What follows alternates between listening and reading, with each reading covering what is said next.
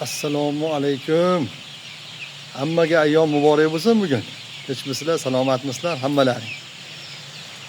Xo'p. Bunday kasalliklar bo'yicha gapirib o'tamiz. Bu adler jo'jalarimiz oz qoldi egalariga topshiradi. Egasi lekin boshqa adler partiya keladi. Xo'p. Adler jo'jalarimiz bugun koksidioz kasalligi bilan kasallandi.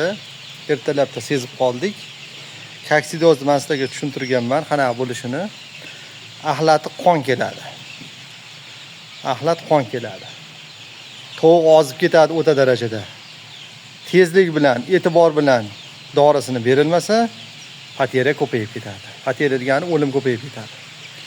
E'tiborli bo'lamiz. Hozir qanaqa qon holatda kelishini men ko'rsatib o'taman. Yana bir bor. Hozir srochni koksidiozga berdik. Bir dona pateriya bo'libdi ertalab, shundan sezib qoldik. Xo'p, keyin havolar isiyapti, akalar, aloqaga chiqyapsizlar. Eski tovuqxonami, yangi tovuqxonami? Tovuqxonaning ichida misol taxtali joylar bor, haligi uyda boqadiganlarga e'tiborga olib qo'yasizlar gapimni. Kanaga hushyor bo'lasizlar. Kana tovuqning chayoni hisoblanadi. Haligi taxta kana bor, mis kana deyiladi.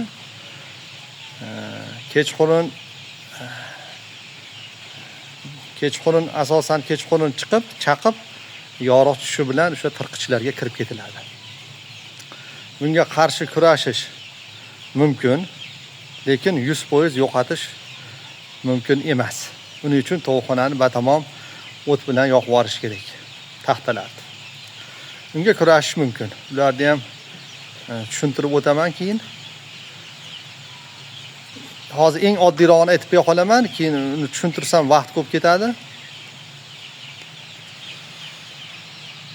Kechqurun svetni yoqib qo'yasizlar. Ertalab o'chirib qo'yaverasizlar. Eng osonroq qutulish uslubi shu. Keyin dori darmonini keyin aytaman. Xo'p, kana chaqqan tovuq birinchi navbatda. Kana chaqqandan keyin tovuq isitmasi ko'tarilib ketadi. Hazm qilish jarayoni buziladi. Polni ichi o'tib ketadi.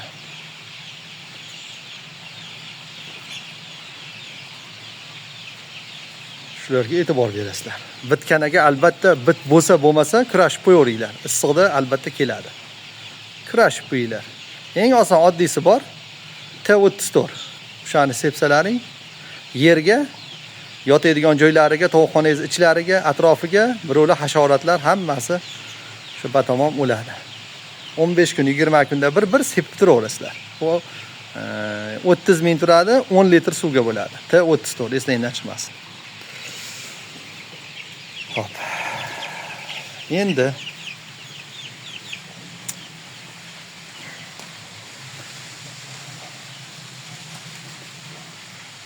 T34 degani mana. T34 bu hasharotlarga qarshi, bu jo'jalarga beriladigan o'sha 1-2 kunligidan birinchi kuni shakarli suv beramiz, keyin ikkinchi kunlari o'sha qornog'ini qo'yib ketamiz. Xo'p. Koksidioz bo'lganda jo'jalar Intracox mana juda yaxshi kor qildi. Mana narxi ham turibdi tepada 290 ming so'm. Shundan beriladi. 8 soatda kor qiladi, 2 kun beriladi. Birinchi kuni udarniy dozada 1,5 barobar, ikkinchi kuni 1 litr suvga 1 gram, 1 barobar. Albatta beriladi.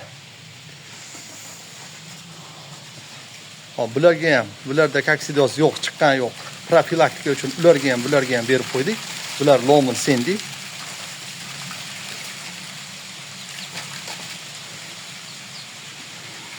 Hop, endi koksidioz sizlarga qanaqa ko'rinyapti? Quyoshli bo'lib ketib qoldi bu. Mana shu jo'ja koksidioz. Mana bunaqangi qon yoziladi. Mana buni qon. Sizlarga qanaqa ko'rinyapti bilmayman, qon.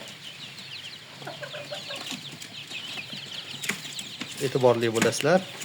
Jo'ja boqadiganlar bo'lsa bo'lmasa berib yuboriladi. Hop. Tozalikka hamisha tovuqxona tozaligiga e'tiborli bo'lasizlar. Xlor обработка обязательно turadi. Bir kunda 2 mahal oyoqda taglariga polni sepamiz.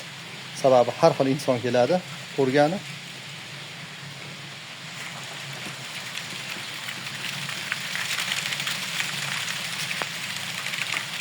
So'nga xlor bilan albatta obробotga qilib turamiz. Hamma yo'qda. Kiraverishlarni, oyoqda taglarini albatta qilib turamiz. Salomat bo'linglar. Sog' bo'linglar.